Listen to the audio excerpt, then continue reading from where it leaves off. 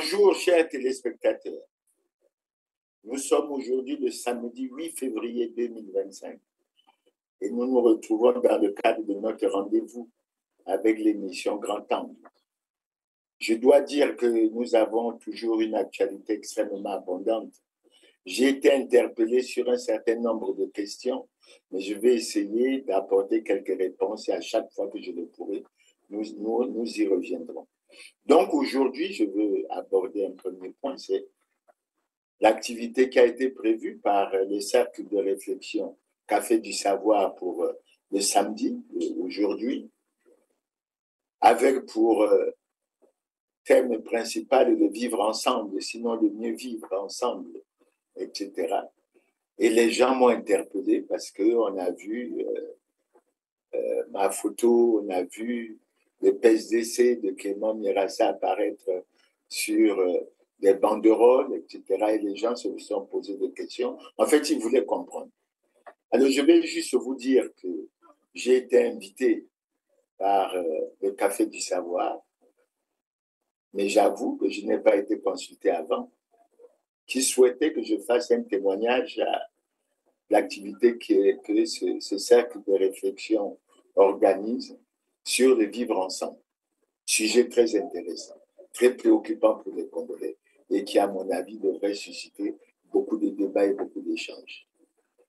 Dans le même temps, Jean-Félix Dembatelo, le président actuel de la Fédération de l'opposition congolaise, y a été également invité, mais je dois vous rappeler que mon parti, le Parti social-démocrate congolais, est membre de la Fédération de l'opposition congolaise et en plus, j'en suis le président du comité d'honneur présentement.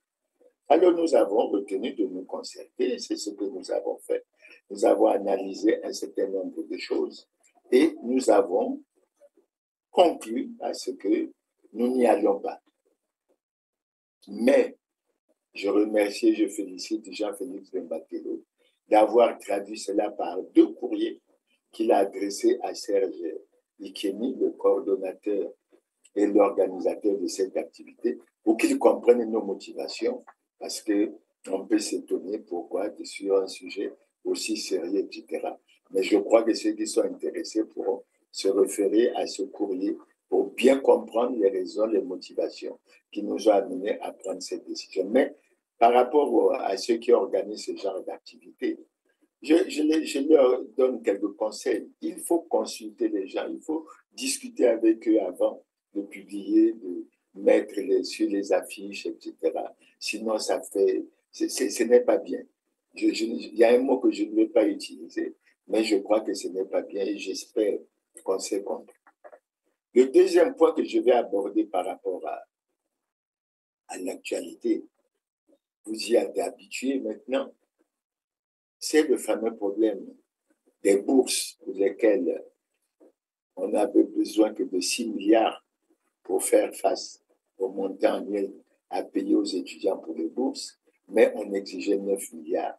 Il y a 6 milliards qui se dissipaient, semble-t-il, sans jamais laisser de traces. Et nous sommes revenus à ces subventions, cette question, juste pour demander qu'il y ait des poursuites judiciaires engagées contre les responsables de ce nouveau scandale, sinon crime économique et financier. Il y en a tellement. Mais disons, nous pensons également aux autres scandales, crimes économiques et financiers, et je pense que les gouvernants doivent accorder une attention particulière, surtout que nous clamons haut et fort que nous sommes en situation de crise, et je crois qu'il faut de l'argent pour que nous nous en sortions. Le troisième élément sur lequel je vais revenir, c'est l'audit que nous souhaitons avoir pour ce qui est du guichet unique de paiement. Vous avez suivi ces débats houleux entre le guichet unique de paiement et le compte unique de trésor. Moi, je n'ai jamais été favorable pour le guichet unique de paiement, mais je crois qu'au sortir de ce débat, avec les décisions qui ont été prises, nous insistons et nous demandons, nous exigeons la réalisation d'un audit par un cabinet indépendant de réputation internationale du guichet unique de paiement. Et nous en avons été confortés lorsque nous avons réalisé qu'il y avait une correspondance du directeur général des impôts pour une transaction de près de 2 milliards de francs CFA au directeur général de la Banque postale du Congo. Et je crois qu'il faut que nous repartons. Mais nous osons espérer que les démarches sont prises ou sont en train d'être prises pour que nous menons toutes nos démarches vers la mise en place et le respect du contenu du Trésor. Maintenant, le quatrième aspect que j'ai abordé, c'est sur les accords entre le Congo et le Rwanda. Je dois dire à vous, même si sur les réseaux sociaux, il y a beaucoup de reproches qui peuvent être faits, nous avons été préoccupés de voir l'audio soi-disant, je n'en ai pas la confirmation, d'un député centrafricain qui nous a perturbés, qui nous perturbe, qui a fait état de ce que les membres du M23 seraient déjà présents au Centrafrique, ils sont présents au Soudan du Sud, ils sont présents au Congo-Brazzaville. En fait, en ce qui nous concerne, comme nous sommes préoccupés à travers l'accord, nous souhaitons que les gouvernants congolais, notamment les services de sécurité, accordent une attention particulière à cet aspect, parce que nous tenons à dire que s'agissant des accords. Dernier jour ce mercredi du voyage du chef de l'État rwandais au Congo. Une visite de 72 heures au cours de laquelle Paul Kagame, dont la dernière venue remontait à 2016, a rencontré son homologue congolais. Les deux dirigeants ont convenu de plusieurs accords de coopération touchant divers domaines, 8 au total, couvrant notamment les mines et la formation qualifiante, mais aussi les secteurs culturels et sportifs, sans oublier l'agriculture.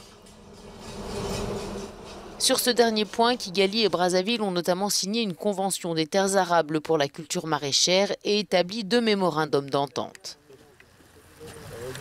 Après avoir estimé que le niveau des relations économiques entre les deux pays ne reflétait pas l'étendue et la profondeur des engagements pris en 2010 et 2011, les dirigeants rwandais et congolais ont invité leurs gouvernements respectifs à s'employer rapidement à l'élaboration de plans d'action en vue d'exécuter sans délai les accords déjà signés. Les deux chefs d'État se sont enfin accordés sur l'élargissement et l'approfondissement du champ de coopération entre leurs pays au profit des citoyens.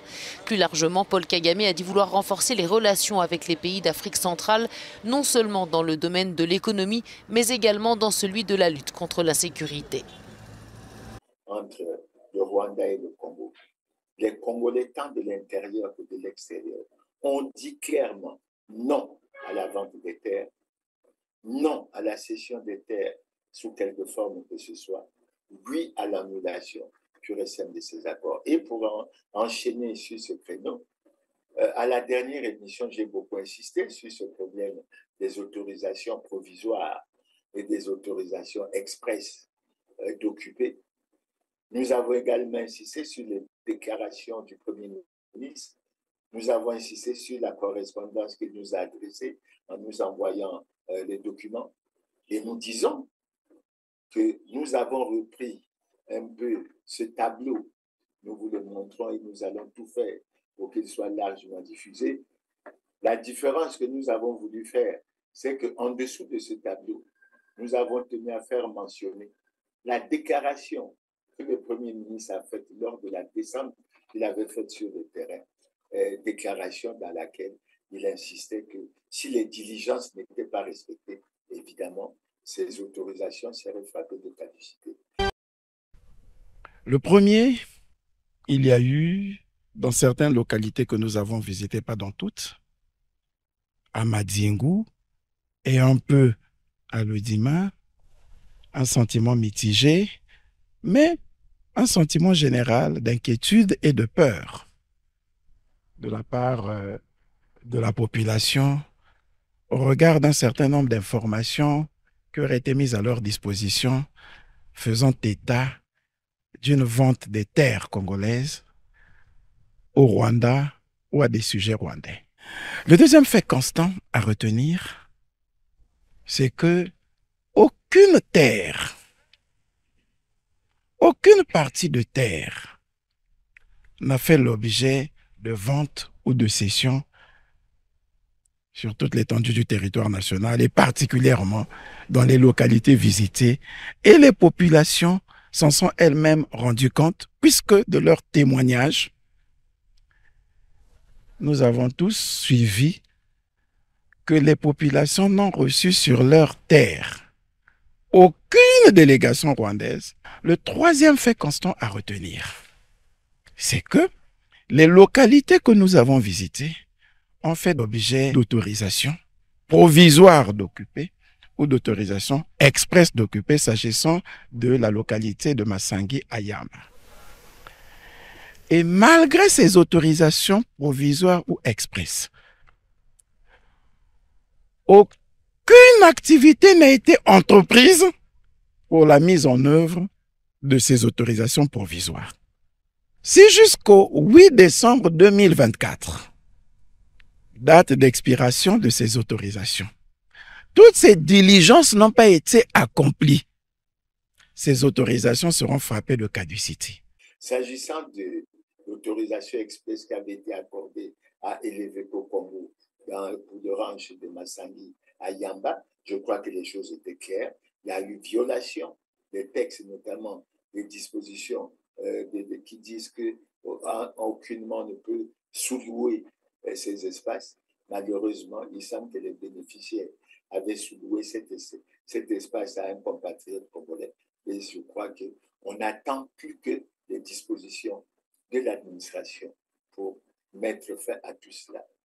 Mais nous insistons sur ça. Pourquoi? Nous insistons parce que c'est le Premier ministre qui nous avait donné rendez-vous le 8 décembre. Nous sommes le 8 février, donc il y a 2 mois. Et nous pensons que cela devrait être pris. Les textes devraient être pris pour qu'on en finisse avec cette affaire. Et pour nous, nous devons vous dire franchement que nous étions préoccupés parce que nous n'avions toujours pas compris pourquoi ces sites n'avaient été choisis que dans la partie sud de notre pays, qui ne recouvre que 106 000 km² sur les 342 000 km² du Congo. Et en plus, dans des endroits, dans des sites, dans des localités qui étaient proches des zones frontalières, à la fois avec la République démocratique du Congo et avec l'Angola. Il importe de distinguer les accords de portée générale qui ont pour objet d'établir la coopération dans certains secteurs, des accords spécifiques qui portent sur la réalisation de projets bien précis. Il nous convient aujourd'hui de porter notre attention sur les accords qui constituent la réalisation de projets spécifiques. À ce jour, nous en avons 5. Premièrement, la concession du parc industriel et commercial de Maluku. Les travaux qui sont en cours actuellement portent sur la construction des routes par la société SGI, l'installation de 6 générateurs pour la production provisoire de 14 MW d'électricité. En outre, il est prévu d'ici à la fin de l'année en cours le redémarrage de 4 unités de production, à savoir l'usine de peinture, l'usine des emballages en plastique, l'usine des fils électriques et l'usine de production des cuves.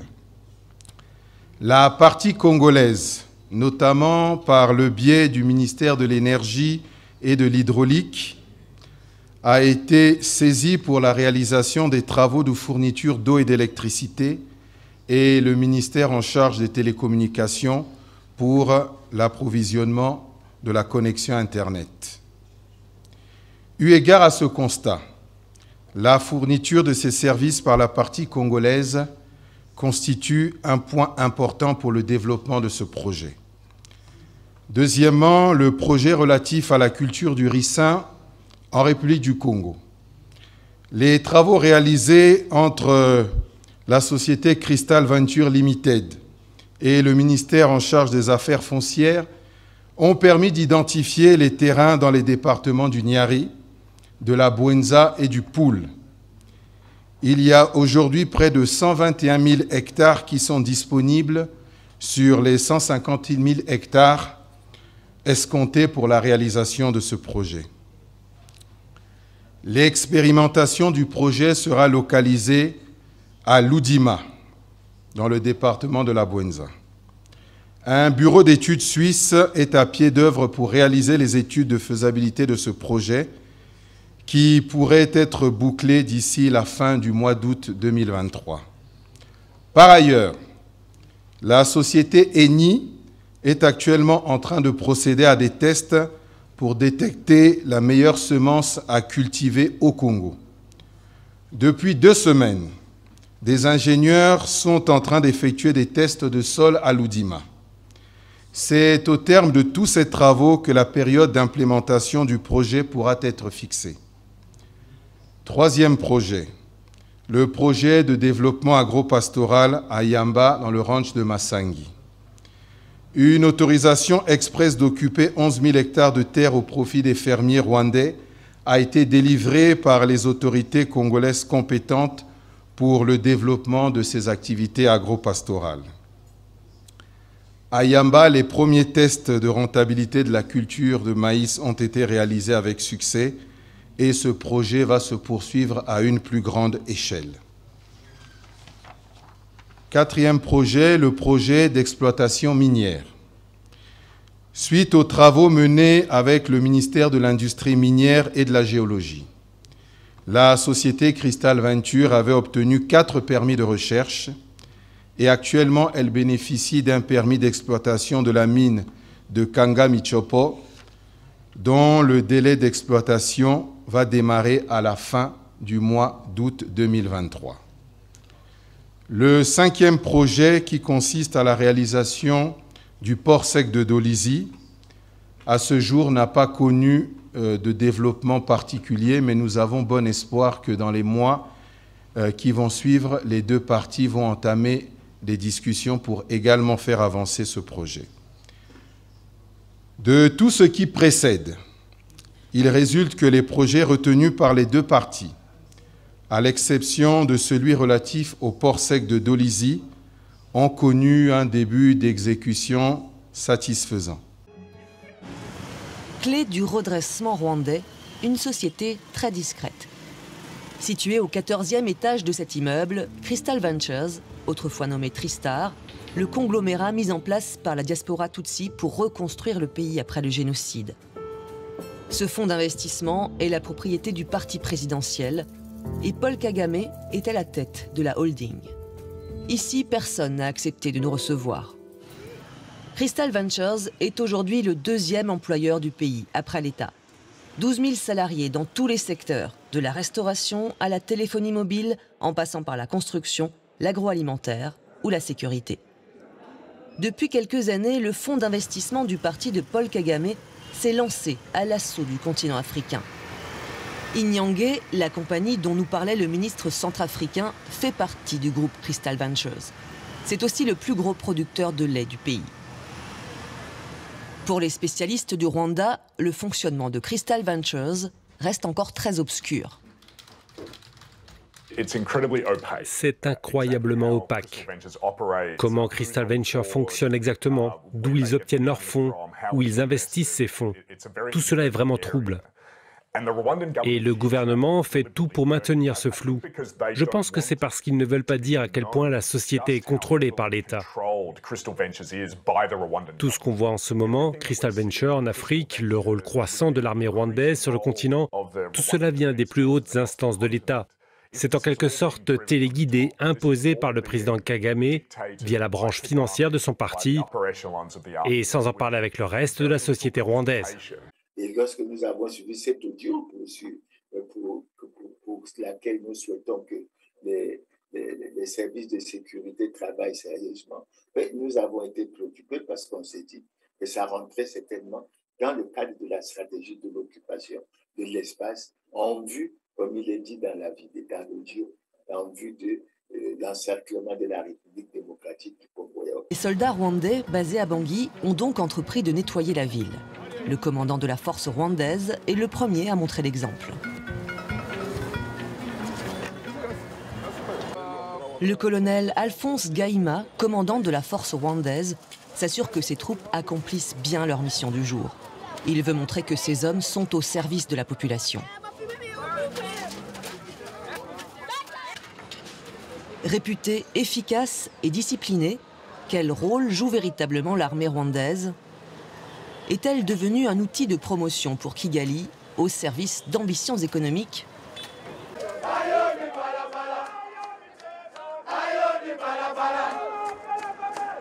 Direction le stade du camp Kasaï. où l'on fait honneur à la première promotion de l'armée centrafricaine, formée par les militaires rwandais. C'est la fête, tant pour les instructeurs qui dansent avec leurs recrues, que pour les familles invitées à la cérémonie. Tapis rouge et musique militaire pour l'intégration de 512 nouveaux soldats.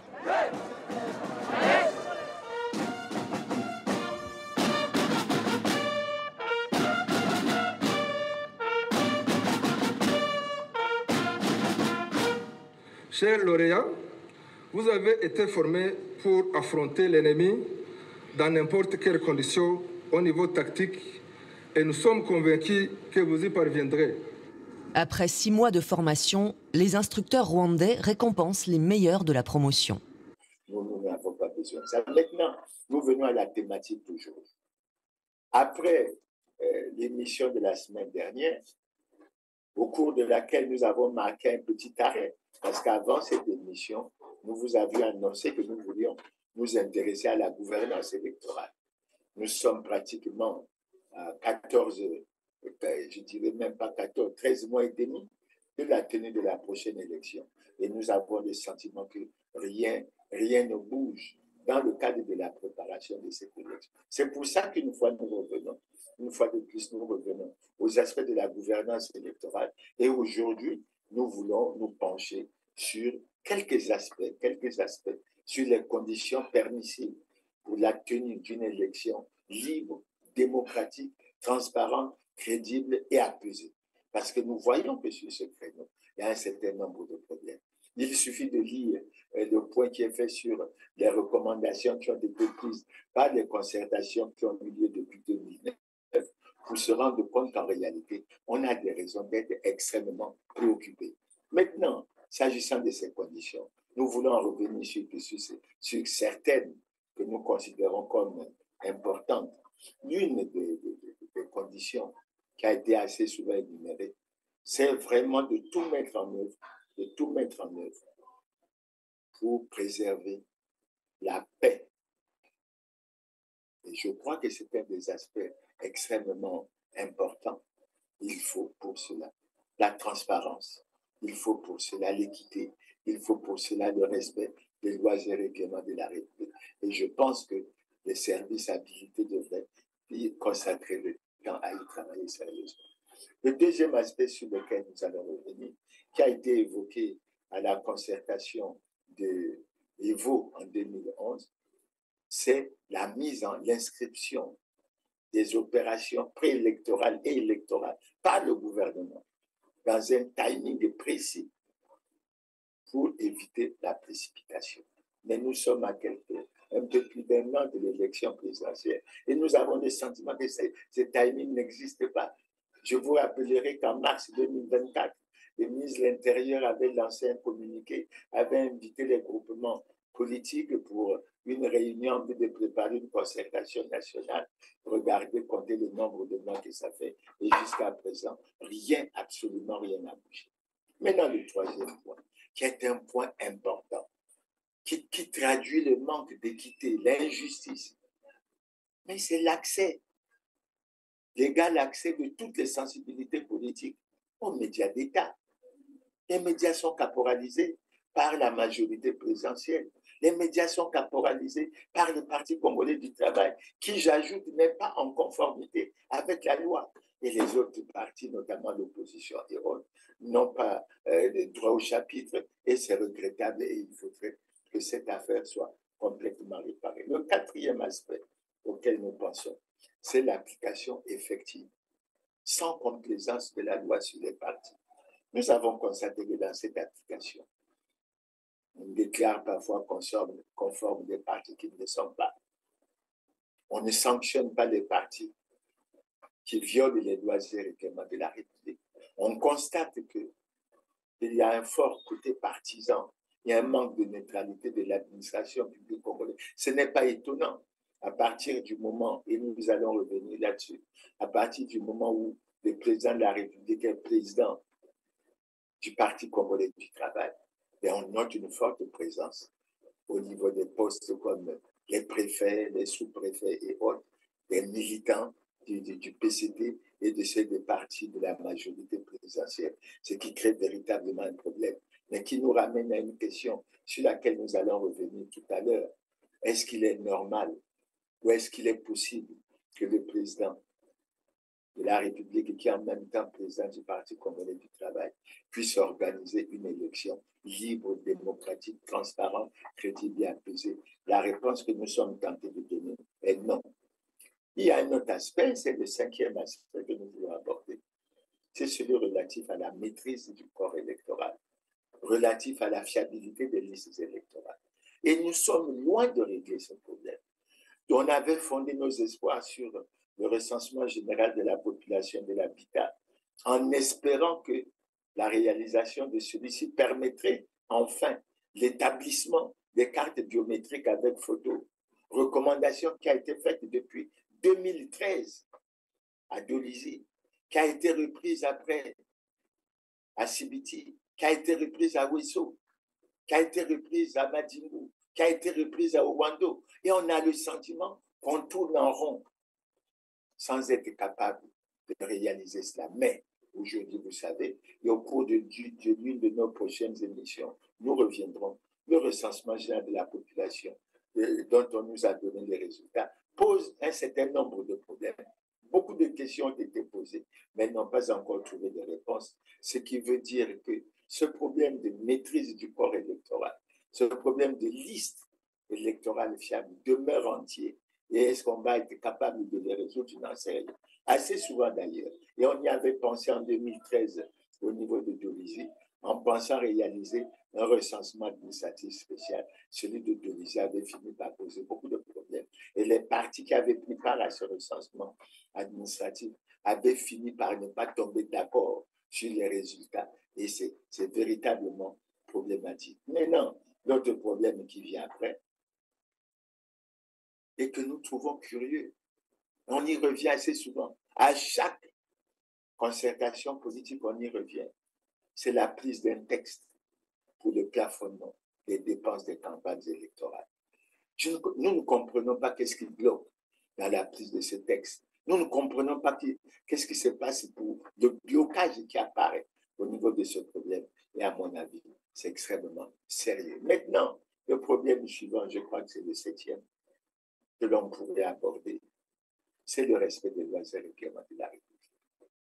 Et à ce titre, je rappelle aux téléspectateurs que selon la Constitution congolaise, l'article 50 stipule clairement que tout citoyen a le devoir de se conformer aux lois et règlements de la République en général et à la Constitution en particulier. Ce n'est pas le cas. Nous n'allons pas aborder ici tous les cas, mais nous allons aborder les aspects qui nous concernent pour l'actualité présente, notamment en rapport avec la tenue des élections. Le premier point, nous revenons assez souvent là-dessus. Le Parti congolais du travail n'est pas en conformité avec la loi. Le Parti congolais du travail aurait dû être sanctionné conformément aux dispositions de l'article 31 de la loi relative au parti. Non, il n'est pas. Et on le voit maintenant organiser des grandes manifestations, etc. Et nous ne pouvons pas nous empêcher de dire que tout cela se fait en violation flagrante des lois et règlements de la République. On a même le sentiment que la campagne électorale est déjà lancée alors que nous sommes loin selon les dispositions des textes que nous avons nous-mêmes adoptés. Et ce n'est pas du tout sérieux. Mais parlons toujours sur cette affaire de loi, le respect des lois et règlements de la République.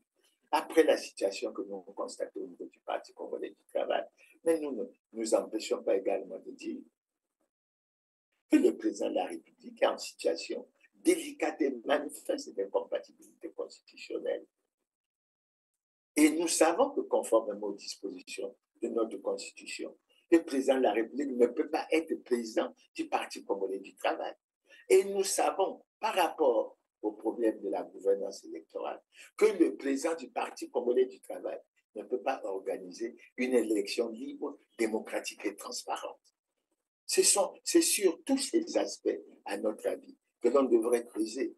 Quel est le problème fondamental? Je ne sais pas. Et je crois que la plupart des problèmes que nous connaissons sur ce domaine auraient pu être résolus si on avait respecté la Constitution à travers ses articles 227 et 228, parce qu'à travers ces articles, la Constitution institue un Conseil national de dialogue, organe de concertation, organe d'apaisement, organe de recherche de consensus entre les forces vives de la nation sur tous les problèmes politiques d'intérêt national. Je crois qu'il y en a tellement et on est surpris que jusqu'à présent, le Conseil national de dialogue n'a jamais été formellement mis en place. J'entends parler, je ne sais pas si c'est d'un dialogue ou d'une concertation qui, semble-t-il, devrait avoir lieu à un fondo. Je n'en sais rien. Ça circule encore sous forme de rumeurs.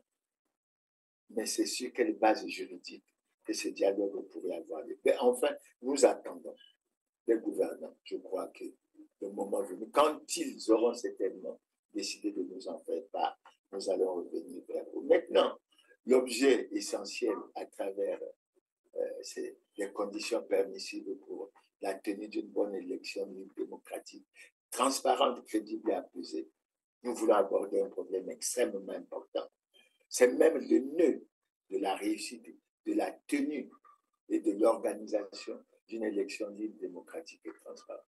C'est le point crucial de la mise en place d'une commission nationale électorale véritablement indépendante. En guise de rappel, je dois dire aux Congolais qu'ils savent tous, et ils s'en réjouissent, que la seule élection libre, démocratique, transparente, crédible et apaisée que nous ayons connue, c'est celle qui a eu lieu sous le gouvernement de transition d'André Milongo en 1992 et qui a permis l'élection du professeur Pascal Lissouba comme président de la République. Nous devons dire à l'époque que compte tenu de l'organisation spécifique et particulière de cette époque, c'est le Conseil supérieur de la République qui avait agi en tant que Commission nationale électorale et les choses se sont bien passées. Il n'y a pas eu de contestation, tout le monde a reconnu les résultats. Il y a eu un deuxième tour, le président Pascal Lissouba a été élu, mais les choses après ça, cette élection ne se sont pas passées comme nous l'aurions dit. En fait, qu'est-ce qui s'est passé? Sous le président Pascal Lissouba, nous avons connu beaucoup de difficultés. Il a organisé une élection législative qui a posé des problèmes. Nous avons même dû faire appel à une commission internationale d'organisation des élections à un moment donné. Et quand il s'est agi d'aller et d'entrevoir la marche vers l'élection présidentielle de 1997, au-delà des problèmes que nous avons eus, nous avons connu également d'autres problèmes. Parmi ces problèmes que nous avons connus, il y a eu la déclaration du Premier ministre Charles David Ganao lorsqu'il a été nommé Premier ministre et qu'il a déclaré que son gouvernement allait prendre les dispositions, qu'il a pris l'engagement d'organiser des élections libres, démocratiques, transparentes et équitables. La réaction ne s'est pas fait attendre du côté des forces démocratiques unies, dans lesquelles le PCT appartenait, qui ont réagi violemment en exigeant que l'on aille et qu'on prenne les dispositions pour aller vers une commission électorale véritablement indépendante.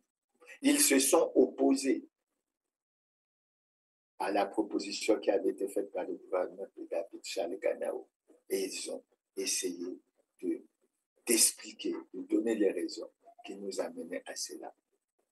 L'une des raisons, on peut la rappeler, c'est qu'on estimait que l'État était sous une forme patrimoniale et partisane, que la plupart des préfets, des sous-préfets, des maires non élus étaient membres de la majorité présidentielle du président Pascal Lissouba à l'époque et qu'il ne garantissait ni la transparence, ni l'équité, etc. d'un éventuel scrutin. Dans une déclaration très forte que les forces démocratiques unies avaient faite à l'époque, elles se sont adressées au Premier ministre Charles David Ganao pour dire qu'un démocrate sincère ne devait pas avoir peur d'une commission nationale électorale indépendante. Et il souhaitait, à défaut de mettre en place une commission internationale d'organisation des élections pour garantir la transparence et l'équité, que l'on mette en place une commission nationale électorale véritablement indépendant. Et ce débat a préoccupé surtout les forces de l'opposition, qui finalement, il faut le reconnaître, en mars 1997, ont adressé au président Pascal Lissouba un mémorandum sur l'élection de 1997, mémorandum dont le président Denis Sassou Nguesso a été signataire pour le compte du Parti congolais du travail. Clément Mirassa a été signataire pour le compte du Parti social-démocrate congolais. Et il y avait des signataires dont je vais essayer de rappeler les noms, comme le pape, le Parti du peuple du défunt William Oda, qui en avait été signataire, et il y a bien d'autres partis. Mais la caractéristique essentielle de ce mémorandum, c'est d'avoir défini les termes de référence de ce que l'on appellerait une commission nationale électorale véritablement indépendante. Et tel que c'était fait, on pensait qu'il y aurait dans cette commission les membres de la haute hiérarchie des églises et des confessions religieuses, mandatés par les autorités qui prêteraient le serment sur les livres saints, à savoir la Bible. On souhaitait également qu'il y ait des professeurs de droit, des magistrats et autres, ayant au moins 15 ans d'expérience bien rompue dans le domaine du droit, pour qu'on fasse avancer les choses et qu'on puisse aller vers une commission véritablement nette, véritablement indépendante.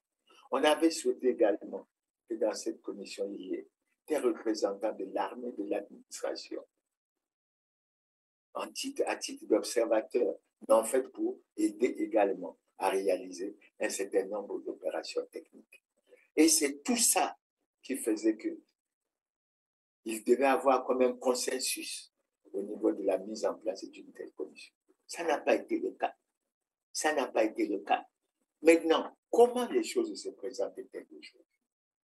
Avant de voir comment les choses se présentent-elles, il faut peut-être essayer d'avoir des idées sur ce que l'on appellerait commission nationale électorale véritablement indépendante. Et je crois que je vais me référer à certaines de mes notes pour que je m'y retrouve là-dessus. À l'époque, on s'est rapproché de la déclaration de Bamako, déclaration qui avait été adoptée à l'issue du symposium sur la démocratie, qui avait été organisé dans le cadre de la francophonie en novembre 2000 sur la démocratie dans les pays francophones. Et à ce titre, il avait été dit, s'agissant de la Commission nationale électorale indépendante, il avait été dit qu'il fallait que les pays s'assurent que l'organisation des élections, depuis les opérations préparatoires et la campagne électorale, jusqu'au dépouillement des votes, il y a la proclamation des résultats, il y a inclus le cas échéant, le contentieux, s'effectue dans la transparence totale et relève de la compétence d'organes crédibles et impartiaux dont l'indépendance est reconnue par tous. Je relis encore. S'assurer que l'organisation des élections, depuis les opérations préparatoires et la campagne électorale, jusqu'au dépouillement des votes, il y a la proclamation des résultats, il y a inclus le cas échéant, le contentieux s'effectue dans la transparence totale et relève de la compétence d'organes crédibles et impartiaux dont l'indépendance est reconnue par tous. Maintenant, quand on se réfère à la charte africaine de la démocratie, des élections et de la gouvernance, on pouvait lire ce qui suit à l'article 17 de cet important document.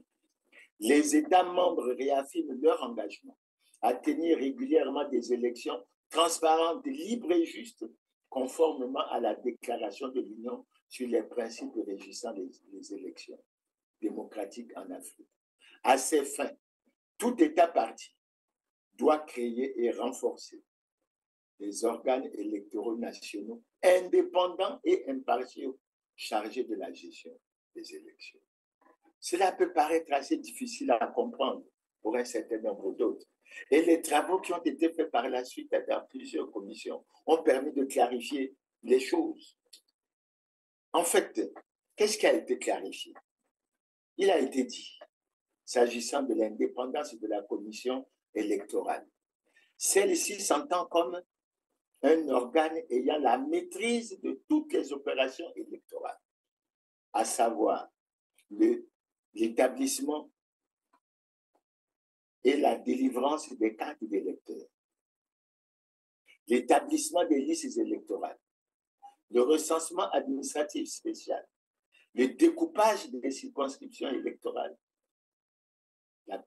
l'organisation des scrutins et la publication des résultats. Les choses étaient clairement dites. Elles étaient clairement dites. Maintenant, quels sont les critères d'indépendance? Là aussi, les travaux qui ont été faits par plusieurs commissions ont permis de dégager 3 critères. Le premier critère, c'est que cette commission ne tire pas ses pouvoirs d'un autre organe. Ses membres sont choisis de façon consensuelle et confirmés par un décret du président de la République. Elle dispose d'un budget autonome qu'elle établit et gère selon les règles de l'art. Elle gère les réclamations et publie les résultats. Voilà ce à quoi on est arrivé. Et on peut dire que cette commission devrait être composée de façon paritaire par les représentants des groupements politiques, de la majorité d'une part et de l'opposition d'autre part. Un quota pour les partis du centre et autres pour la sécurité civile. Voilà un peu l'esprit dans lequel on avait toujours voulu débattre sur la mise en place d'une commission véritablement indépendante. Aujourd'hui, est-ce que c'est le cas? Je dis non. La commission actuelle n'est véritablement pas indépendante au sens des standards internationaux, tels que nous venons de le dire. Et nous constatons que d'après les textes qui ont été adoptés, le ministère chargé des élections est impliqué directement dans l'organisation, dans le suivi et dans le contrôle des opérations électorales. Et ça pose un certain nombre de problèmes. Ça pose un certain nombre de problèmes. Et la question qu'on se pose, mais pourquoi une fois revenu au pouvoir, le Parti congolais du travail n'a pas cru bon s'appuyer sur ses analyses antérieures, sur ses réflexions antérieures, pour qu'on mette effectivement une commission nationale électorale véritablement indépendante. Et c'est là que de toute évidence, il se pose un problème. C'est celui de la conservation du pouvoir. Et lorsqu'on fait un recul en arrière pour voir la critique qui a été faite, notamment à l'UPADES et du temps du président Pascal Lissouba, où on reprochait à l'État d'avoir un caractère patrimonial et partisan, où les préfets, les sous-préfets, les maires non élus étaient des partisans, sinon des membres des partis de la majorité présidentielle. Mais la situation aujourd'hui est encore plus grave. La situation d'aujourd'hui est encore plus grave. Et nous savons, c'est pour ça que nous disons que le président du Parti congolais du travail ne peut pas organiser une élection libre, démocratique, transparente, et crédible et apaisée. Mais parce que les sous-préfets, les préfets, les sous-préfets, les maires, mais ne sont rien d'autre pour la plupart que les membres du Parti congolais du travail et des partis de la majorité présidentielle. Et c'est pour ça que depuis 2013 que cette recommandation a été faite à Belize, on tourne en rond, on semble ne pas savoir où avancer.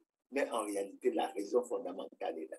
Nous ne voulons pas de la mise en place d'une organisation, d'une commission nationale véritablement indépendante qui permettrait aux Congolais de choisir eux-mêmes effectivement leurs dirigeants, pour laquelle on pourrait se passer des soupçons de tricherie, de fraude, de compilation des résultats, etc. Et je crois que c'est un des aspects que nous devons voir sérieusement et sur lequel nous devons nous appesantir. C'est pour ça que nous disons aux frères du Parti congolais du travail, que nous disons aux gouvernants, la documentation est riche. Et je vais me permettre de vous donner une information parce que j'ai dans mes archives une lettre que Jean-Pierre Tisser-Chikaya, à l'époque, le président de l'Assemblée nationale, et Justin Lekunzu Iti Otsetumba, qui était le président du groupe parlementaire de la majorité qui était au pouvoir, avait adressé au président de la République pour demander la création, sinon la mise en place d'une commission électorale véritablement indépendante. Parce qu'eux aussi, ils étaient convaincus que celle qui était là n'était pas indépendante et qu'elle subissait la pression, qu'elle était orientée, etc. Et qu'il fallait qu'on aide là-bas. Évidemment, les membres du PCT me diront que ça a fait l'objet de beaucoup de débats. En leur sein, ça a fait l'objet de beaucoup de débats. Mais n'oublions pas que cette lettre que je peux fournir à qui veut l'avoir a été signée par le président de l'Assemblée nationale de l'époque et le président du groupe parlementaire. Ce qui veut dire que le problème existe réellement et qu'on n'est pas au bout du rouleau. Nous avons encore beaucoup de travail à faire. Bref, après de 14-13 mois de la tenue de l'élection présidentielle, pouvons-nous rattraper les choses? Qu'est-ce que nous pouvons faire? Pouvons-nous avoir un timing? Je viens d'énumérer un certain nombre de conditions. Elles sont certainement nombreuses, mais elles ne sont certainement pas insurmontables. Parce qu'avec le nombre de structures qu'on a mises en place dans le cadre de la gouvernance électorale, je cite déjà, il y a les ministères chargés des élections, il y a la Direction générale des affaires électorales, il y a la Commission nationale d'organisation des élections, la CONED, il y a un haut commissariat chargé de la gouvernance électorale auprès du Premier ministre. Et on a découvert qu'il y a un comité ad hoc chargé du suivi des recommandations, du dialogue, autant de structures. Mais en termes de travail et en termes de remplissage des conditions permissibles qui doivent permettre la tenue d'une élection libre, démocratique, transparente et apaisée, nous en sommes très loin. Et je rappelle, avant de terminer mon propos là-dessus, nous avons tous suivi ce qui s'est passé hier en termes de mobilisation en ce qui concerne l'activité que le PCT a organisée. Nous suivons ce qui va se passer pour les vivre ensemble et nous savons que c'est une activité également qui est fortement soutenue par le Parti congolais du travail. Nous suivons également que dimanche, il va y avoir une activité, cette fois-ci pas par rapport au timonier, mais par rapport, semble-t-il, au patriarche. Mais nous disons, puisque nous tenons à la consolidation et à la préservation de la paix, nous attirons de façon claire l'attention des gouvernements, particulièrement du président de la République, en portant à sa connaissance et en lui rappelant que le Parti congolais du travail n'est pas en conformité avec la loi, que selon les lois et règlements de la République, le Parti congolais du travail doit être sanctionné par rapport à l'article 31 de la loi sur les partis qui stipule clairement qu'en cas de violation des lois et règlements de la République, sinon de la Constitution, par tout parti politique ou groupement politique, le ministre chargé de l'administration du territoire suspend le parti concerné et procède à la fermeture de ses locaux. Et nous constatons, parce que ce que nous vivons, c'est quoi? C'est le droit de la force ou la force du droit. Peut-on penser qu'il y a deux États au niveau du Congo? Il y a un État qui est régi par la Constitution du 25 octobre 2015 et il y a un autre État qui est régi par des lois que les Congolais ignorent. Non, ne faisons pas ça. Ne faisons pas ça. Aujourd'hui, les gouvernants, et en particulier le président de la République, doivent savoir que les Congolais savent que le président de la République est en situation délicate et manifeste d'incompatibilité constitutionnelle.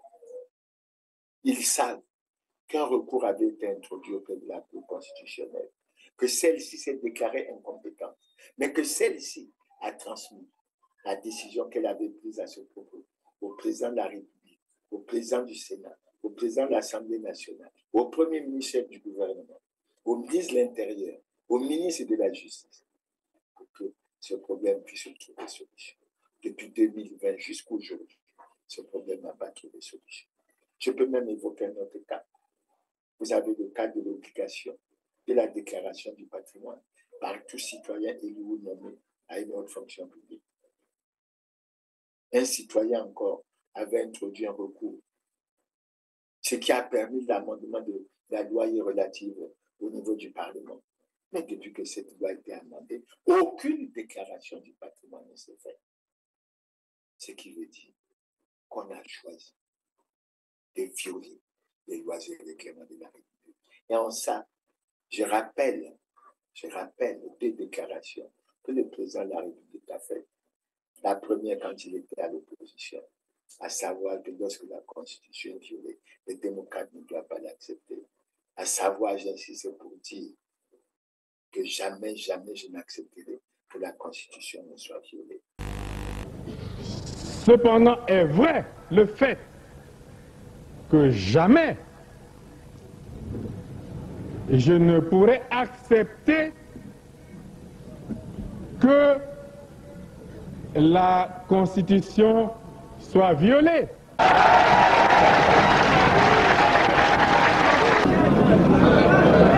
J'insiste pour dire que lorsque la Constitution est violée, les démocrates ne doivent pas l'accepter. Mais la dernière qu'il a faite lors du message sur l'état de la nation en 2020, qui fait apparaître clairement que les difficultés de l'heure ne doivent pas nous amener à emprunter des chemins hasardeux et dangereux de l'anticonstitutionnalité. Mais nous constatons aujourd'hui, et nous prenons à témoin l'opinion nationale, nous prenons à témoin l'opinion internationale, que ce qui se fait dans l'anticonstitutionnalité. Et tel que c'est parti, l'élection présidentielle de 2026 risque de se produire dans l'anticonstitutionnalité. Et ça, c'est une raison de perturbation de la paix. Et les Congolais ne veulent plus de cette perturbation. Il faut que les gouvernants prennent les dispositions pour que les lois et règlements de la République soient respectés. D'autant que le président de la République, conformément à l'article 77 de la Constitution, a prêté le serment de respecter et de faire respecter la Constitution. De 10 ans, nous avons un regard tout particulier vers l'Assemblée nationale. Nous avons un regard tout particulier vers le Sénat, en disant que ce sont des institutions qui devraient jouer le contrepoids. Ce sont des institutions qui devraient interpeller le gouvernement dans ces cas. Ce sont les institutions qui, lors des séances de questions orales au gouvernement et autres, devraient poser les questions pour que tout rentre dans l'ordre. Nous sommes en difficulté. Et il faut que les dispositions soient prises pour que nous améliorons les choses. Chers téléspectateurs, c'est sur ces mots que je voulais échanger avec vous sur cette situation qui est extrêmement préoccupante. À quelques mois de la tenue d'une élection présidentielle, semble-t-il, tant attendu plutôt. Et il est bon que les conditions permissives pour la tenue d'une élection libre, démocratique, transparente, crédible et apaisée soient réunies.